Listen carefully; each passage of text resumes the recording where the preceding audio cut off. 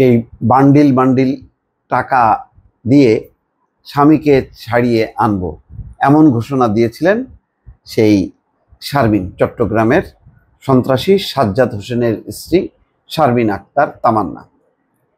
এবং জানি না সেই বান্ডিল বান্ডিল টাকায় কাজ হয়েছে কিনা জানি না। কয়েকদিন আগে রিপোর্টে দেখলাম যে কোনো একটা মামলায় তাকে গ্রেপ্তার করা হয়েছিল, কিন্তু খুব দ্রুত গতিতে তার আবার জামিন আবেদনটা মঞ্জুর করা হয়।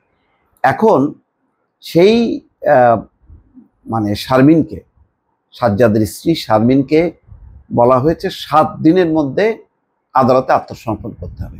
এখন তার বিরুদ্ধে খুনের মামলা। খুনের মামলা কোনটা?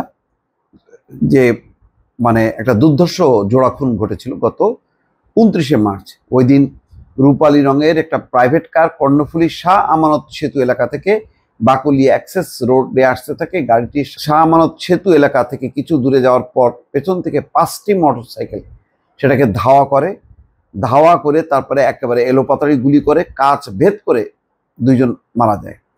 প্রাইভেট কারের ভেতর থেকেও মোটরসাইকেল আরোহীদের লক্ষ্য করে গুলি ছোড়া হয়। অর্থাৎ দুটাই সন্ত্রাসী গ্রুপ গোলাগুলি হয়েছে। গুলিতে অনেকটা ঝাঁঝরা হয়ে যায় গাড়িটি। নিহত ব্যক্তিরা হলেন বখতিয়ার হোসেন এবং মোহাম্মদ আবদুল্লাহ। তারা সন্ত্রাসী সরোয়ার অনুসারী হিসেবে পরিচিত। এই নিহত ব্যক্তিদের পরিবারের যে মামলা, তাতে 2 সন্ত্রাসী সাজ্জাদ হোসেন ওরফে ছোট সাজ্জাদ এবং সরোয়ার হোসেনের বিরোধের জের ধরে আলোচিত জোড়া খুনের ঘটনা ঘটে। সাজ্জাদ ও স্ত্রী তামান্না শারমিনকে হুকুমের আসামি সহ 7 জনের নাম উল্লেখ করে বাকুলিয়া থানায় মামলা করেন নিহত বখতিয়ারের মা ফিরোজা বেগম। মামলায় বাকি 5 জন আসামি ছিল, তারা সবাই হচ্ছে সাজ্জাদের অনুসারী।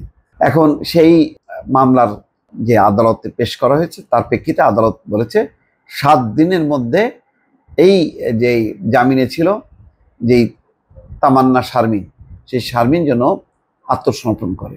তো এইবার সম্ভবত আর ছাড় পাচ্ছে না তামান্না শারমিন, তাকে আত্মসমর্পণ করতে হবে এবং তাকে কারাগার নিশ্চিত। অর্থাৎ সেই যে তার প্রতিক্রিয়া ছিল এর আগে যে আমরা কাড়ি বান্ডিল বান্ডিল টাকা ছেড়ে আমার জামাইকে নিয়ে আসবো, যেটা ফেসবুক লাইভে করছে এবং এটা নিয়ে ব্যাপক হইচই শুরু হয়ে যায়।